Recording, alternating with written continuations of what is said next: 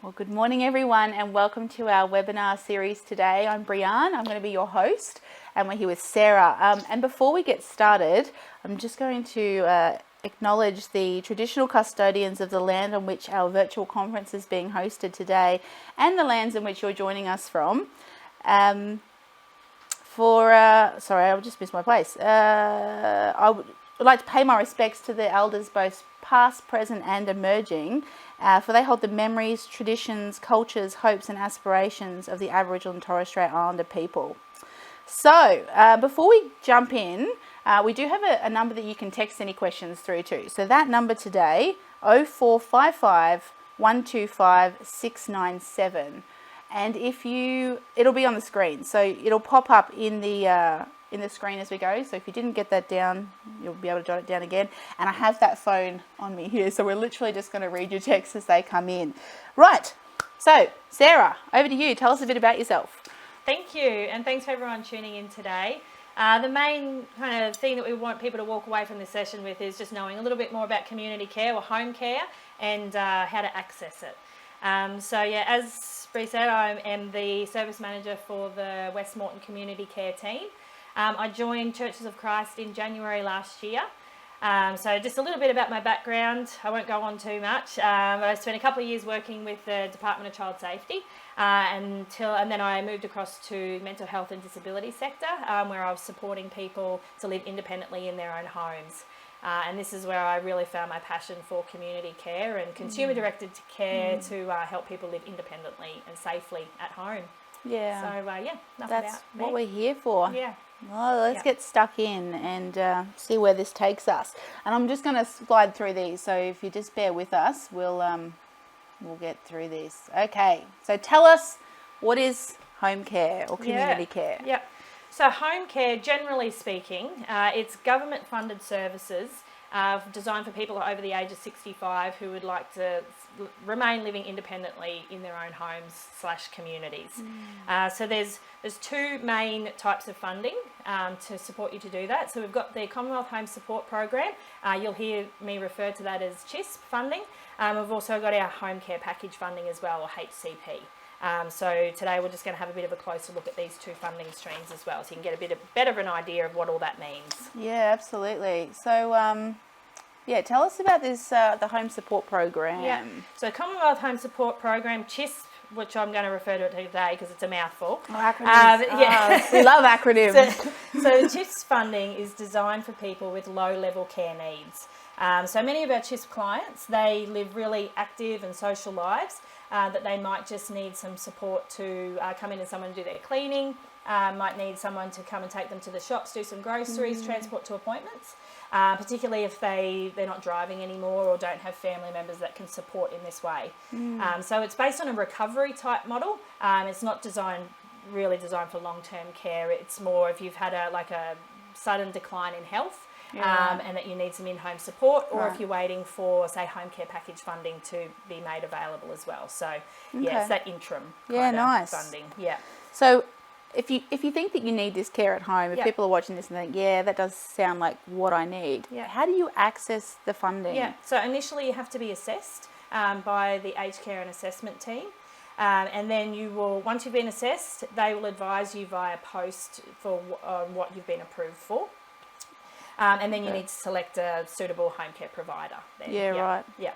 And you can usually access this really reasonably quickly as well. So, for instance, when we get a Commonwealth Home Support referral, generally their first appointment is within 2 weeks. So you can access that reasonably quickly. And I think that's really important to note, because if you need this kind of care, if something's happened and you think, I need it, you don't want to have to be sitting around waiting. That's right. You just need to secure these little referral codes and you can access it generally straight quickly. away. Yeah. So is there a cost, I know you said it's government funded, but is there a cost for people at home? There is. There's a small client contribution of $7, and that's for services Monday to Friday, 6 a.m. to 6 p.m. Yeah. Okay, well that's not a huge amount of money. So let's move along. So tell me, this is the other type of funding, right? Yep. Okay. So this is the home care package funding. So there's 4 levels. Right. Can our people at home see this? Yeah, see this diagram. So 4 levels of funding. Level 1 is designed for basic care needs, all the way up to level 4, and that's for our more complex care needs clients. So level 1 starts at $8,250 per annum that the government will provide towards your care, and all the way up to level 4, and where they provide up to $50,200 a year. So if you're approved, so you're assessed by the Aged Care and Assessment team, once you've got approved, you will actually go onto what we call the national queue and wait for that funding to be released by the government and assigned to you. Right. Yeah. So once your funding has been assigned, then you select a suitable home care provider. Yeah, right. And then you can access your funds moving forward. Yep. You make it all sound so straightforward. It can be a little bit of a complex system to navigate, but just know that we're always here to support you through that process. Right. Yeah. And how, like, for people out there who maybe just accessed the funding, you know, they've got to this point where they know how much funding they can access and they've got to choose their provider. Yeah. Do you have any advice to them on what to look for or what questions to ask? Yeah, and that's what I was talking about. It can be a little bit complex. It can be seem a little bit overwhelming because there's a lot of providers out there. But if you've got family members that can support you through this process, that's always advised. Or what you can give us a call on that 1-800 number that we popped up earlier on, and we'll have that up on our screen a little bit later. Give us a call and speak to one of our care managers, and they'll be able to talk you through this process and help you through every step of the way. Yeah, you don't need to do that alone. That's what we're here for. So, right. Oh, well, there's a bit of how to start. There we go. There's our number. I knew it was coming up. Yeah. So there's a 1-800 number. Call us on that 1-800-722-011 for a free in-home consultation. So one of our care managers will actually come out and see you in your home. They can meet with family members as well. Yeah. We can have a bit of a chat on what home care looks like for you. And then we can call the My Aged Care together on that 1-800 number as well. And that's when you register for an assessment. So that's the initial step. Or you can alternatively contact your GP and you can secure a referral code for that Commonwealth Home Support funding that we were talking earlier on. Yeah. And then, of course, you want to nominate Churches of Christ as your preferred provider. I mean, why wouldn't you is probably more the question. But I think this is a good slide to look at because I'm curious to know. I've always thought of this like home care as being like someone comes into my home and they help me shower, that like with the real clinical stuff. Yep. But I've heard recently maybe it's a bit more than that. Home care looks very different for all of our clients. For some people it means someone coming in once a fortnight to do some cleaning. For some of our more complex care needs clients, it can mean having our care workers come in up to 3 times a day. So helping them out of bed, giving them a shower, making their breakfast, medication, coming back at lunch, dinner time, and so forth. Yeah, so it looks very different, and we're here to support you where you're at. Yeah. Right. Yeah. Well, that's kind of interesting to know. Yeah. So other services that just as a general recap, and if hopefully you guys can see this up on the screen as well, but our services include housekeeping, meal prep. We can take you to do the groceries or unaccompanied shopping as well. We can do the groceries for you. Right. We can organise for home modifications. Home and garden maintenance, showering, clinical care, allied health services, so we can organise for podiatry, physio, occupational therapy, all in your home. Transport to appointments, accessing community and social support groups to keep your social connections within the community. I think it's really kind of interesting because you don't need to access all of them. You might only need 1 or 2 of them. That's right. And I imagine if something happens or changes, can people just... And that's the other thing I did want to bring up. If we've got any existing clients out there that are listening today that are with Churches of Christ and something's popped up on the screen, you're like, ooh, I wouldn't... I need a gardener. I don't need to mow my lawns anymore. I could really benefit from that. Please call your care manager because they'll be able to let you know whether you're eligible for that. And also, if you're not eligible at the moment, they can actually help you, organise an assessment to include some of these services that we were just talking about as well. That's nice. Yeah. So, I think the message seems to be here is that there's no point struggling with things that you don't need to struggle with. That's right. Give us a call. Yeah. The help's there. We can try and help you through the process. For sure. No shame at all. Yeah. Okay, tell me a bit about the team that you've got delivering the service. Like, who are they? What's their skill set? How are they doing it? We've got an amazing team of care workers that are out in the community. They're respectful. They're highly skilled. All our staff receive regular training, so you can be rest assured that the service that you're being provided is of a really high quality. Yeah.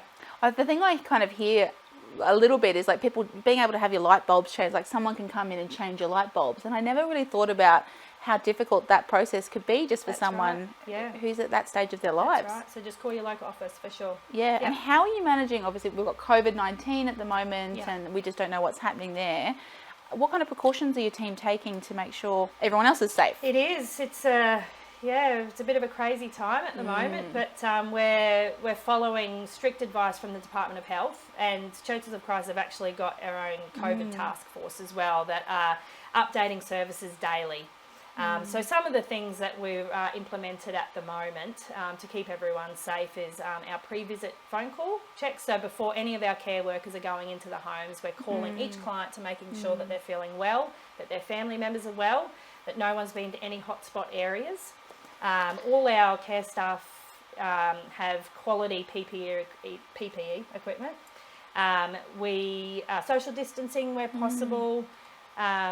We just all got to play our part. Everyone's to make sure doing their keeping part. Everyone safe as We've well. got hand sanitizer. That's right. We've got all the right gear. We've sourced it from everywhere. We are washing our hands all the time. And I also probably should mention as well, just because you are feeling unwell or you might be really unlucky enough to actually contract COVID, we are still able to come in and provide essential services. So if you still need someone to come in and give you a shower or help you with your medication, we are still able to provide that. We just need to take extra special precautions. So we just need to be made aware. So I think that someone said to me recently, like, in these strange times, don't be a stranger. You know, if you need the help, we can be there. Don't feel isolated. For sure. Yeah. Okay, so what have we got next? Will it suit me? So how do we know whether community care is right for this person watching at home? That's right. Well, from your actual initial sign up with one of our one of our care managers, you will play an integral part of that assessment and planning process. So we like to say that no one knows you better than you. So we encourage you to include family members or representatives as part of that initial sign up and assessment, and we really, ask that those people are included in that planning process moving forward. We can include your GP, any other health professionals that have been, that you've been working with for some time, because we like to meet you where you're at and try and adopt that coordinated approach. I think that's a really important thing, because everyone at home, you have your advocate, you have someone who's looking out for you, you have a care team of people, and it's really important that they get a really consolidated That's right. We're here to fill the gaps and support you where you're at. So we'll meet you there. A holistic approach. I like it, and it's really person-centered. It is. Whatever you 100%. need, we're there. Okay, what's up next? There's a pretty little diagram on this next slide. Tell me what this is about. This is the aged care quality standard. So if you've received any type of home care before, you're probably familiar with this term or have seen this wheel.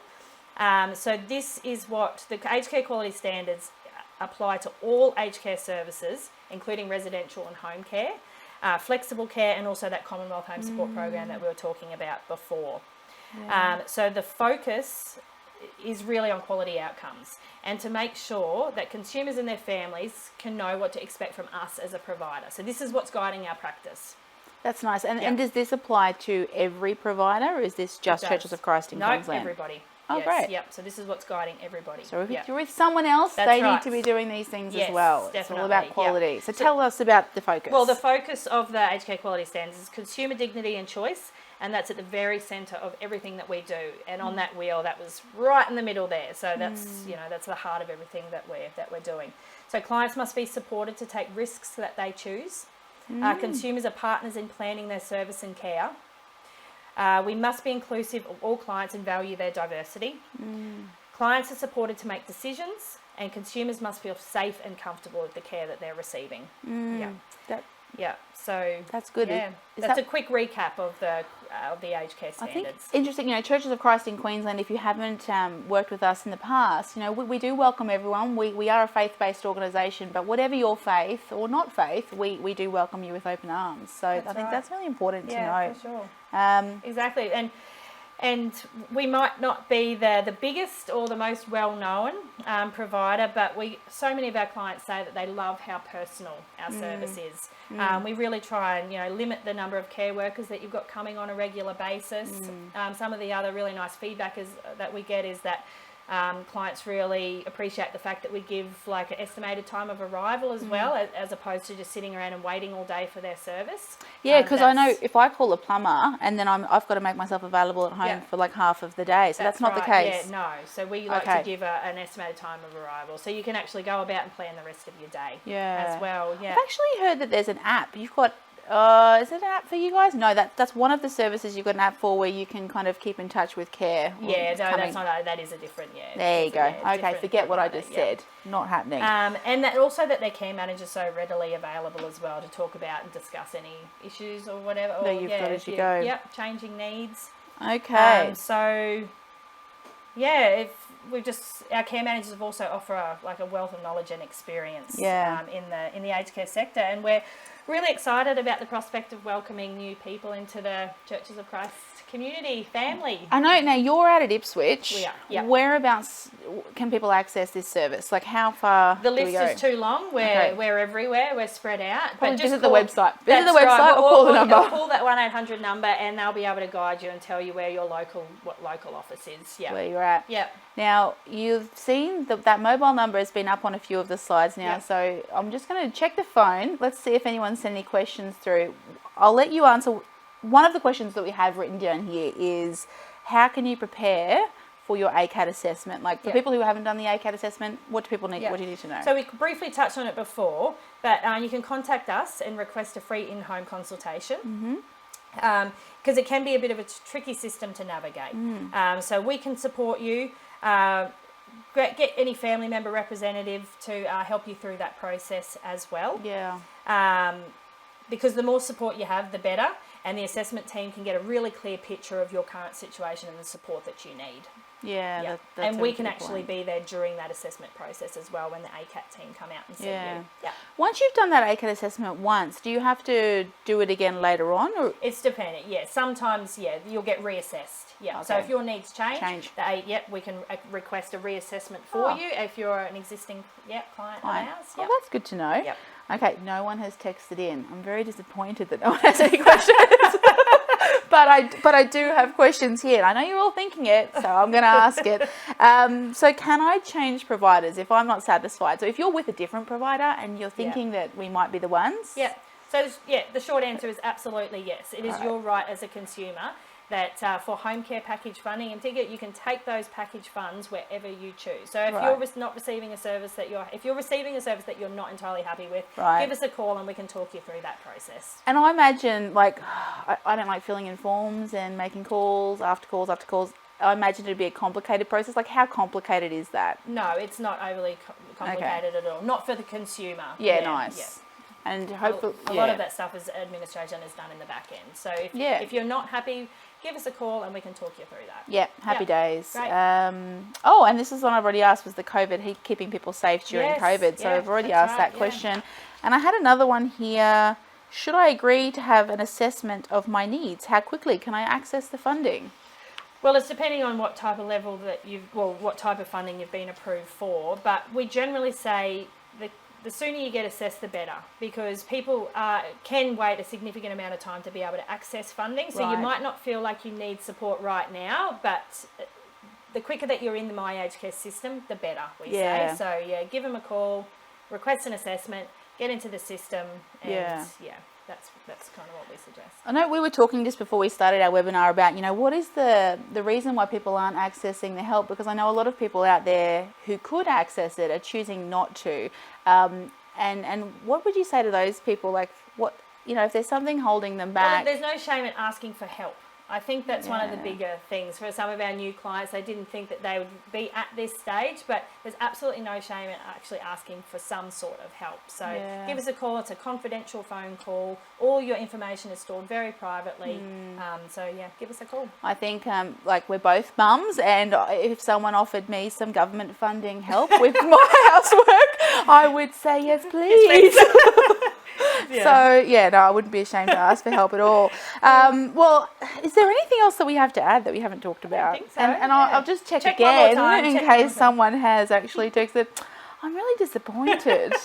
I'm glad no one called the number because that would have been a little bit weird, but we don't have any text. So, okay, well, let's wrap it up then. Yeah. So I guess thanks everyone for coming along today. Our next webinar, so we do these webinars on the last Friday of every month. And you can just register at our website, cofc.com.au. And there's a banner, just follow the ads and register. Our next presenter is a dietitian from Boona, so we're looking forward to having her on board. And if you have something that you want us to talk about, any questions you want us to ask, topics you want to know a bit more about, we've got family daycare, we have foster carers, like there are lots of different things we can talk about. We are here for seniors, but whatever your interest, let's chat about it. So I think that's really it for today. Thanks for coming along. Thanks for tuning in. We'll see you another time. Yeah. Bye.